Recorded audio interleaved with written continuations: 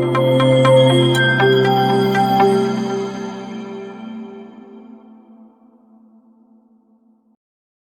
everyone, I'm Smriti Sinha here and welcome back to our channel Science Zone. Today you follow, tomorrow we lead. And if you are new to this channel, please hit the subscribe button given below. And if you have missed our previous videos, you can click on the I button given above. And today we are going to see the topic solutions. This is topic number 2nd from Maharashtra State Board Syllabus, Standard 12th. The topics to be covered in this chapter are this. Out of this, we are done with few of the topics like introduction, types of solution, capacity of solution to dissolve solute, and solubility. Today, we are going to deal with vapor pressure of solutions of liquids in liquid and then their colligative properties of non-electrolyte solutions. If you have missed the previous video, you can click on the I button above and see that video. So let's begin with vapor pressure of solutions of liquids in liquids. इसके लिए आपको क्या consider करना है? आपको consider करना है एक बाइनरी सोल्यूशन. बाइनरी सोल्यूशन मतलब एक सोल्यूशन जिसमें दो सॉल्यूट है. दो सॉल्यूट की वजह से इसका नाम है बाइनरी सोल्यूशन. दोनों भी है वॉलेटाइल लिक्विड्स. ठीक है, जो दोनों भी सॉल्यूशन बनाने वाले दो कंपोनेंट्स हैं, इसलिए उसका नाम है बाइनरी सोल्यूशन. तो दोनों कंपोनेंट्स क्या हैं? Volatile liquid. उनका नाम है A1 एंड A2. ये सॉल्यूशन को, जो ये दो कंपोनेंट A1 और A2 से बना हुआ है, इसे मैंने एक क्लोज कंटेनर में रख दिया, एक बंद बर्तन में. दोनों भी लिक्विड वॉलेटाइल है, इसलिए वो वेपराइज होंगे, मतलब वेपर फेज में जाएंगे. वॉलेटाइल लिक्विड्स का बॉइलिंग पॉइंट बहुत कम होता है, इसलिए वो तुरंत वेपर फेज में चले जाते हैं और उस क्लोज कंटेनर में उनका vapour along with liquid present होगा. और एक स्टेट आएगा, उसे कहेंगे इक्विलिब्रियम, जहां पे वेपर और लिक्विड दोनों भी एक पर्टिकुलर प्रोपोर्शन में प्रेजेंट होंगे. अब दोनों भी कंपोनेंट्स हैं वेपर फेज में, दोनों भी कंपोनेंट्स हैं लिक्विड फेज में. अब जो पार्शियल प्रेशर ऑफ कंपोनेंट है, मतलब A1 और A2 का जो पार्शियल प्रेशर है, वो उनके मोल फ्रैक्शन, जो सोल्यूशन बनाने के लिए लगा था मोल फ्रैक्शन, उससे डायरेक्टली रिलेटेड है. उसे एक्सप्लेन करने के लिए रॉल्स लॉ है. ये लॉ कहता है कि partial pressure of any volatile component of the solution is equal to the vapor pressure of the pure component multiplied by its mole fraction in the solution. इसका मतलब ये है, जो भी ये volatile component था A1 और A2, इनके जो partial vapor pressure होंगे वो actually equal होगा vapor pressure of pure component. मतलब A1 जब pure state में उसका जो vapor pressure है, A2 जब उसका pure state में जो vapor pressure है, उस वेपर प्रेशर को मल्टीप्लाई किया जाए मोल फ्रैक्शन जो सॉल्यूशन में प्रेजेंट है, तो वो बनाएगा partial vapour pressure of that volatile component in the solution. मतलब सॉल्यूशन में जो वो A1 पार्शियल वेपर प्रेशर बना रहा है, वो किसको डायरेक्टली प्रोपोर्शनल है या इक्वल है? वेपर प्रेशर जब A1 अकेले हो और उसका मोल फ्रैक्शन जो सॉल्यूशन में प्रेजेंट है. इसके लिए यहाँ पे है, आपको कंसीडर करना है एक बाइनरी सोल्यूशन. इस बाइनरी सोल्यूशन में दो वोलेटाइल लिक्विड हैं, A1 और A2. अब P1 और P2 उनके पार्शियल वेपर प्रेशर हैं जो उस कंटेनर में क्रिएट हुए हैं, और X1 और X2 उनके मोल फ्रैक्शन है जो वो सोल्यूशन में प्रेजेंट है. इसके अनुसार लॉर्ड्स लॉ को अप्लाई किया जाए तो P1 मतलब partial pressure of A1 is equal to X1 मतलब mole fraction into P10, that is partial vapor pressure of A1 in pure state. तो A1 सिर्फ अकेले रहता तो उसका वेपर प्रेशर क्या रहता? P10 into मोल फ्रैक्शन करें जो उसके सॉल्यूशन में प्रेजेंट है, तो वो बनाएगा partial vapour pressure of A1 in the solution. Similarly A2 के लिए P2 equals to X2 into P2 0, जहां पे P1 0 और P2 0 है। Vapour pressure of A1 and A2 in pure state, जब A1 अकेले हो और जब A2 अकेले हो तो उनके वेपर प्रेशर होंगे P1 0 एंड P2 0।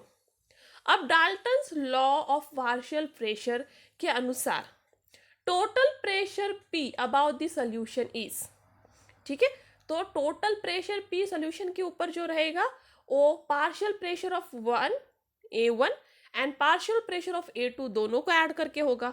इसलिए total pressure is equal to P1 plus P2। But मुझे पता है P1 मतलब क्या है, X1 इंटू P1 0, इधर लिख दो।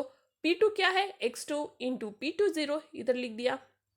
अब एक और चीज याद रखना है कि X1 equal to 1 minus X2।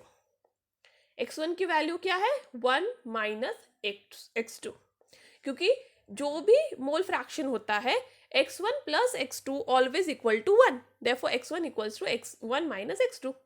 अब X1 का जो वैल्यू है यहाँ पे P equals to P1 0 into X1 plus P2 0 into X2, यहाँ जो X1 की वैल्यू है वो सब्स्टिट्यूट करो, तो P equals to P1 0 into 1 minus X2 plus P2 0 into X2। अब आप इसको सॉल्व करोगे तो आपको मिलेगा P2 0 minus P1 0 into X2 plus P1 0। तो ये एक फाइनल फॉर्मूला है जो आपके टोटल प्रेशर को बताता है, ठीक है। तो पार्शियल प्रेशर ऑफ, ये जो फॉर्मूला है पार्शियल प्रेशर ऑफ A1 और A2 को लेकर बनाया गया है, ठीक है। तो अभी फॉर्मूला का मीनिंग क्या है, P मतलब टोटल वेपर प्रेशर, P2 0 मतलब vapour pressure of A2 in pure state, P1 0 मतलब vapour pressure of A1 in pure state into X2 मतलब मोल fraction of the second component plus P1 0 मतलब vapour pressure of A1 in pure state. अब P1 0 and P2 0 जो है वो constant है, क्योंकि pure state का किसी भी कंपोनेंट का वेपर प्रेशर कांस्टेंट रहेगा। तो इसको लेकर एक प्लॉट बनाया जाए जिसमें P वर्सेस X2 बनाया जाए, तो वो एक स्ट्रेट लाइन होगा। यहाँ देख सकते हो वो एक स्ट्रेट लाइन है, ठीक है, जिसमें P वर्सेस X2 बनाया गया है। अब ये फिगर ये भी बताता है कि P1 versus X1 and P2 versus X2 according to the equation, देखो P1 वर्सेस X1 और P2 वर्सेस X2 दोनों भी स्ट्रेट लाइन है पासिंग थ्रू ओरिजिन। ये ग्राफ में आप देख सकते हो P1 versus X1 and P2 versus X2 origin से पास होने वाले स्ट्रेट लाइन है। सो इस कंडीशन में यदि P1 0 वर्सेस X2 एक स्ट्रेट लाइन है तो P1 इक्वल्स टू P1 0, ठीक है, P इक्वल्स टू P1 0 मतलब total vapour pressure of the solution will be equal to the pressure vapour pressure of A1 in pure state, जब X2 का मतलब second component का mole fraction 0 है, मतलब यदि सेकेंड कंपोनेंट प्रेजेंट ही नहीं होगा आपके सोल्यूशन में तो टोटल वेपर प्रेशर किसको इक्वल होगा, vapour pressure of the first component in pure state, correct, क्योंकि X2 का जो है मतलब A2 का कोई कंट्रीब्यूशन ही नहीं है, वो प्रेजेंट ही नहीं है। बट सपोज अब आपका X2 ही 1 है, मोल फ्रैक्शन का सम 1 होता है, ये याद रखना है। X2 1 है मतलब X1 0 है, तो जब X2 1 है और X1 0 है, X1 0 है मतलब आपका जो पहला कंपोनेंट है वो प्रेजेंट ही नहीं है, क्योंकि आपका सॉल्यूशन कितने कंपोनेंट से बना हुआ है, 2 कंपोनेंट A1 और A2। A1 यदि प्रेजेंट होगा तो X1 वैल्यू होगी उसकी, A2 प्रेजेंट होगा तो उसकी वैल्यू क्या होगी, X2। X1 और X2 मतलब A1 सॉल्यूशन में कितना अमाउंट प्रेजेंट है, X1 अमाउंट प्रेजेंट है, और A2 सॉल्यूशन में कितना अमाउंट प्रेजेंट है, X2 अमाउंट प्रेजेंट है, और X1 और X2 को ऐड करके सम है 1, ठीक है। तो यदि आपके सॉल्यूशन में A1 प्रेजेंट ही नहीं होगा तो X1 0 होगा, और यदि आपके सोल्यूशन में A2 प्रेजेंट ही नहीं होगा तो X2 0 होगा। अब आप क्लियर हो गए होंगे। तो इस हिसाब से आप देखोगे यदि आपका सेकेंड कंपोनेंट प्रेजेंट ही नहीं है तो उसका मोल फ्रैक्शन X2 0 है, और मोल फ्रैक्शन X2 0 है, इसलिए टोटल वेपर प्रेशर किस पे डिपेंड होगा? Vapour pressure of only A1 component जो है P1 0। सिमिलरली यदि आपका X2 1 है मतलब X1 0 है, X1 0 है मतलब A1 प्रेजेंट ही नहीं है, इसलिए वेपर प्रेशर आपका टोटल किस पे वेपर प्रेशर डिपेंड है? A1 component, sorry A2 component पे, that is P equals to P02। अब सेकेंड केस, अब हम कंसिडर करेंगे P1 versus X1, P1 versus X1 जो वापस एक स्ट्रेट लाइन है पासिंग थ्रू ओरिजिन। तो इस केस में P1 यदि 0 है, X1 भी 0 है, और P1 किसको इक्वल है? उसके पार्शियल जो वेपर प्रेशर किसको इक्वल है? Vapour pressure of that A1 in pure state. जब X1 1 है मतलब जब आपके सोल्यूशन में यदि सेकेंड कंपोनेंट प्रेजेंट ही नहीं है तो पार्शियल वेपर प्रेशर भी प्योर वेपर प्रेशर को इक्वल होगा। सिमिलरली यदि आपके सोल्यूशन में फर्स्ट कंपोनेंट ही प्रेजेंट नहीं है, क्योंकि X2 1 है मतलब X1 प्रेजेंट ही नहीं है मतलब A1 प्रेजेंट ही नहीं है, तो partial vapour pressure of the A2 that is P2 किसको इक्वल होगा? उसके प्योर वेपर प्रेशर को। तो आपको ये ग्राफ समझ गया होगा। नेक्स्ट मूव करते हैं composition of vapour pressure. Composition of vapour pressure जो इक्विलिब्रियम में है, जो सॉल्यूशन के इक्विलिब्रियम में है, और Dalton's law of partial pressure से एक्सप्लेन किया जा सकता है, जहां हम Y1 एंड Y2 को मोल फ्रैक्शन पकड़ेंगे two components in vapour. X1 and X2 क्या थे? मोल फ्रैक्शन जब दो कंपोनेंट लिक्विड में है, क्योंकि अभी आपको यहाँ पे क्या याद रखना है कि आपका जो कंपोनेंट्स हैं उस बंद डब्बे में दो स्टेट में है। तो ये आपका एक बंद सा डब्बा है और इसमें आपने दो लिक्विड लिए हुए हैं, A1 लिक्विड और A2 लिक्विड, जो दोनों वॉलेटाइल है। अब ये दोनों लिक्विड कुछ लिक्विड फॉर्म में भी है, वॉलेटाइल है इसलिए वो वेपर फॉर्म में भी है। ठीक है, यहाँ पे वेपर फॉर्म में भी है। अब जो A1 A2 लिक्विड फॉर्म में है उनका मोल फ्रैक्शन क्या लिया आपने? X1 and X2। और जो वेपर फॉर्म में है उनका मोल फ्रैक्शन आपने क्या कंसीडर किया? Y1 and Y2। ठीक है, तो अब हमने X1 और X2 तो कैलकुलेट कर लिया, अब हमें कैलकुलेट करना है Y1 एंड Y2, मतलब जब वो वेपर में कितने मोल फ्रैक्शन में। So P1 equal to Y1P and P2 equals to Y2P। P1 मुझे पता है partial vapour pressure of A1, P2 मुझे पता है partial vapour pressure of A2, P मुझे पता है टोटल वेपर प्रेशर, और X1 और Y1 और Y2 क्या है? मोल फ्रैक्शन जब लिक्विड वेपर स्टेट में है। अब ये दोनों पे बेस्ड, मतलब इस वाले फॉर्मूला पे और इस वाले फॉर्मूला पे, ये दोनों फॉर्मूला बहुत इंपॉर्टेंट है, इस पे बेस्ड एक न्यूमेरिकल है। देखो, the vapour pressure of pure liquid A and B are 450 mmHg and 700 mmHg respectively at 350 Kelvin. अब आपको क्या फाइंड करना है? Find the composition of liquid and vapour if total vapour pressure is 600 mm। ठीक है, तो अब आपको क्या क्या दिया हुआ है? आपको दिया हुआ है बाइनरी सोल्यूशन जिसमें A एंड B दो कंपोनेंट हैं, उनके जो वेपर प्रेशर है प्योर स्टेट में, A का क्या है 450 mmHg और B का क्या है 700 mmHg। और अब आपको 600 mmHg पे आपको फाइंड आउट करना है कि कितना मोल फ्रैक्शन A लिक्विड में है, कितना मोल फ्रैक्शन B लिक्विड में है, फिर उसके साथ साथ कितना मोल फ्रैक्शन A वेपर में है, कितना मोल फ्रैक्शन B वेपर में है। तो composition of A and B is X1 and X2। यदि लिक्विड में है ए एंड बी, तो मैंने आपको पहले ही बताया है लिक्विड स्टेट में कौन से दो हैं, x1 and x2।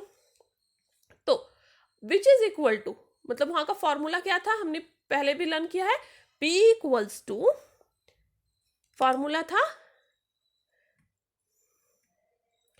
p equals to p20 minus p10 into x2 plus p10, जहां पे p20 मतलब vapour pressure of B in pure state, p10 vapour pressure of A in pure state, x2 mole fraction of B in liquid and P total vapour pressure. तो p10 बताया है 450 mmHg, ये दिया हुआ है। p20 भी दिया हुआ है 700 mmHg। जिस वेपर प्रेशर फाइंड आउट करने का है वो total vapour pressure that is 600 mmHg। अब ये सब वैल्यू आप सब्स्टिट्यूट करो फॉर्मूला में और आपको यहाँ पे आंसर मिल जाएगा x2 इक्वल्स टू 0.6। अब आपके पास x2 का वैल्यू है, आपको पता है x1 plus x2 equals to 1, so x1 equals to 1 minus x2 that is 0.4। तो आपको मोल फ्रैक्शन फॉर A भी मिल गया that is 0.4 and mole fraction for B that is 0.6। अब ये मिला आपको लिक्विड स्टेट में, अब आपको फाइंड आउट करना है वेपर स्टेट में। तो वेपर स्टेट के लिए mole fraction of A is y1, mole fraction of B is y2। P1 equals to y1P and P2 equals to y2P, ये फॉर्मूला है। अभी फॉर्मूला लर्न कर लो। अब सेकेंड थिंग याद रखना है, P1 मतलब क्या होता है, P1 0 इंटू x1, मतलब partial vapour pressure of A is equal to vapour pressure of pure A into its mole fraction. ये हमने वीडियो के स्टार्टिंग में लर्न किया है। Similarly P2 equals to P20 into x2। अब y1 इस formula में देखो, अब ये वाले फॉर्मूला में P1 equals to y1 into P, therefore y1 equals to P1 divide by P। But P1 का वैल्यू क्या है, P1 equal to P10 into x1, तो P10 into x1 divide by P। P10 पता है मुझे 450, x1 मैंने calculate किया 0.4 divide by 600 mmHg that is P दिया हुआ है, तो आपको वैल्यू मिल गया y1 का। But similarly y1 plus y2 equals to 1, therefore y2 equals to 1 minus y1 that is 0.7। तो इस तरह से आपको mole fraction of A and B in liquid state मिल गया है दैट इज 0.6 एंड 0.4, और वैसे ही आपको mole fraction of A and B मिल गया है in vapour state 0.3 and 0.7।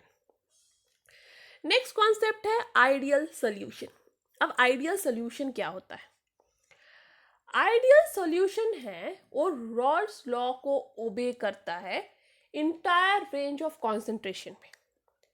Suppose आपने एक सॉल्यूशन बनाया और उसके कॉन्सेंट्रेशन को चेंज करते गए, आप कितने बार भी उसका कॉन्सेंट्रेशन चेंज करोगे वो हमेशा लॉ फॉलो करेगा, और इसलिए वो आइडियल सॉल्यूशन है।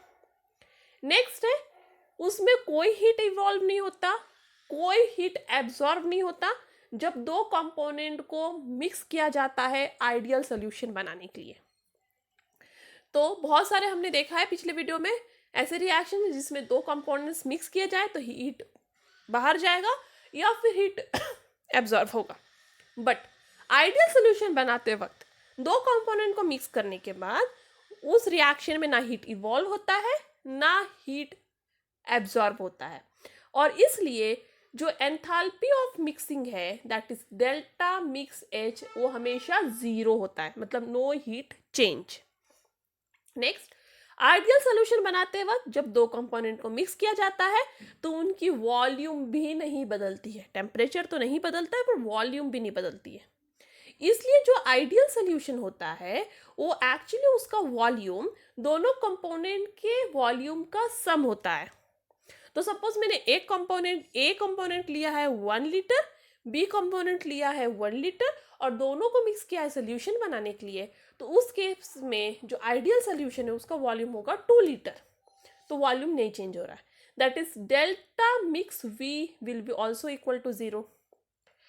जो आइडियल सोल्यूशन है उसमें जो सॉल्वेंट और सॉल्यूट या फिर सॉल्यूट और सॉल्यूट या फिर सॉल्वेंट और सॉल्वेंट के जो इंटरैक्शन से ऑलमोस्ट सेम होते हैं, इसलिए वो आइडियल सोल्यूशन है. Vapour pressure of ideal solution always lie between vapour pressure of pure component. जो प्योर कंपोनेंट का वेपर प्रेशर होता है उसके आसपास ही हमेशा आइडियल सोल्यूशन का वेपर प्रेशर होता है. आइडियल सोल्यूशन बहुत कम पाए जाते हैं, but one of the non ideal solution है बेंजीन इन टोलिन. जब बेंजीन और टोलिन को मिक्स किया जाए तो ना उसमें हीट एब्जॉर्ब होता है ना हीट इन्वॉल्व होता है. दूसरी बात कि उनमें वॉल्यूम चेंज नहीं होता, टोटल वॉल्यूम हमेशा वो दोनों कंपोनेंट के वॉल्यूम का सम ही होता है. उनमें जो सॉल्वेंट सॉल्यूट सॉल्यूट सॉल्यूट और सॉल्वेंट सॉल्वेंट इंटरैक्शन वो सेम होते हैं, और उनका वेपर प्रेशर जो है ऑलमोस्ट प्योर कंपोनेंट के वेपर प्रेशर को सेम होता है, और इसलिए ये आइडियल सोल्यूशन है. नेक्स्ट है नॉन आइडियल सोल्यूशन. ये non ideal solution of course Raoult's law को ओबे नहीं करता इंटायर रेंज ऑफ कॉन्सेंट्रेशन पे. उसका कॉन्सेंट्रेशन चेंज होगा, वो लॉ से डिफर होता जाएगा. उसका वेपर प्रेशर हमेशा हायर या लोअर रहता है प्योर कंपोनेंट के वेपर प्रेशर से. यदि डेविएशन फ्रॉम रॉल्स लॉ की बात करें तो ये सोल्यूशन हमेशा दो टाइप ऑफ डेविएशन दिखाता है. पहला है positive deviation from this law. Positive deviation कब दिखाएगा? तो ये पॉजिटिव डेविएशन में क्या होता है, ग्राफ आपकी पॉजिटिव एंड पे रहती है, ठीक है, इस तरफ से कॉनकेव बोलेंगे, ठीक है. तो ये रहा, तो ये है पॉजिटिव. अब ये सोल्यूशन में क्या होता है, जो सॉल्यूट और सॉल्वेंट के बीच का इंटरैक्शन है वो वीक होता है सॉल्यूट सॉल्यूट या सॉल्वेंट सॉल्वेंट इंटरैक्शन से. तो आपको क्या याद रखना है, सॉल्यूट और सॉल्वेंट के बीच का इंटरैक्शन क्या है, वीक. देन सॉल्यूट सॉल्यूट या सॉल्वेंट सॉल्वेंट इंटरैक्शन, तब आपका जो सॉल्यूशन है वो पॉजिटिव डेविएशन दिखाएगा. यहाँ पे जो वेपर प्रेशर होता है सॉल्यूशन का वो ज्यादातर हाई होता है प्योर कंपोनेंट के वेपर प्रेशर से. इसका एग्जांपल है जो पॉजिटिव डेविएशन दिखाने वाले सॉल्यूशन है उनका एग्जांपल है इथेनॉल एसीटोन में, कार्बन डाइसल्फाइड एसीटोन में. ये सब पॉजिटिव डेविएशन दिखाते हैं क्योंकि उनमें सॉल्वेंट और सॉल्यूट का इंटरैक्शन वीक है as compare to solvent solvent and solute solute. Next है नेगेटिव डेविएशन. नेगेटिव डेविएशन में आप देख सकते हो आपका ग्राफ ऐसे, तो एक्चुअली ये कॉनकेव है और ये कॉन्वेक्स. तो कॉन्वेक्स हो तो पॉजिटिव डेविएशन, कॉनकेव हो तो नेगेटिव डेविएशन. अब ये डेविएशन में खासियत क्या है, जैसे इसमें था कि सॉल्यूट और सॉल्वेंट का इंटरैक्शन वीक है, इसमें है कि सॉल्वेंट और सॉल्यूट का इंटरैक्शन स्ट्रॉन्ग है, जस्ट अपोजिट टू दैट. तो जब सॉल्वेंट और सॉल्यूट का इंटरैक्शन स्ट्रॉन्ग हो जाए सॉल्यूट सॉल्यूट या सॉल्वेंट सॉल्वेंट इंटरैक्शन से, तब वो नेगेटिव डेविएशन दिखाएगा. यहाँ पे जो वेपर प्रेशर है सॉल्यूशन का वो actually vapour pressure of pure component से कम है, exactly opposite to positive deviation. Positive deviation में जो वेपर प्रेशर सॉल्यूशन का था वो प्योर कंपोनेंट के वेपर प्रेशर से ज़्यादा था, बट नेगेटिव डेविएशन में जो वेपर प्रेशर ऑफ जो सॉल्यूशन है वो प्योर कंपोनेंट के वेपर प्रेशर से कम है. इसका एग्जांपल ले तो है फिनॉल एनिलीन में, क्लोरोफॉर्म एसीटोन में, जो नेगेटिव डेविएशन दिखाते हैं. नेक्स्ट है colligative properties of non electrolyte solution. So जो फिजिकल प्रॉपर्टी ऑफ सॉल्यूशन है वो एक्चुअली डिपेंड करता है बहुत सारे फैक्टर्स पे, specially number of solute particle कितना प्रेजेंट है सॉल्यूशन में. सॉल्यूट का अमाउंट बहुत इंपॉर्टेंट है सॉल्यूशन के लिए और वो डिसाइड करेगा फिजिकल प्रॉपर्टी ऑफ सॉल्यूशन. उनके नेचर पे तो नहीं डिपेंड होता, ठीक है, सॉल्यूट के नेचर पे नहीं डिपेंड होता है उसकी physical property of solution, but किस पे, नंबर ऑफ पार्टिकल्स पे, और इसे कहते हैं कॉलिगेटिव प्रॉपर्टीज. कॉलिगेटिव प्रॉपर्टी मतलब जो सॉल्यूशन का फिजिकल प्रॉपर्टी वो किस पे डिपेंड करेगा, नंबर ऑफ सॉल्यूट पार्टिकल्स पे. तो वहाँ पे 4 मेन कॉलिगेटिव प्रॉपर्टीज होते हैं, vapour pressure lowering, boiling point elevation, freezing point depression and osmotic pressure. जब colligative properties non electrolyte solution का आप स्टडी कर रहे हो तो आपको डाइल्यूट सोल्यूशन लेना पड़ता है जिसका कॉन्सेंट्रेशन 0.2 मोलर या उससे भी कम हो, तभी आप ये 4 कॉलिगेटिव प्रॉपर्टीज स्टडी कर सकते हो. And that's all for today. Thank you. If you have any doubt, any comment, any suggestion, you're free to do that on askyourdoubt04@gmail.com. If you like my video, give me a thumbs up. Share this video to more and more of your friends. And before departing, wherever you go, go with all your heart. And that's all for today. Thank you. Stay tuned.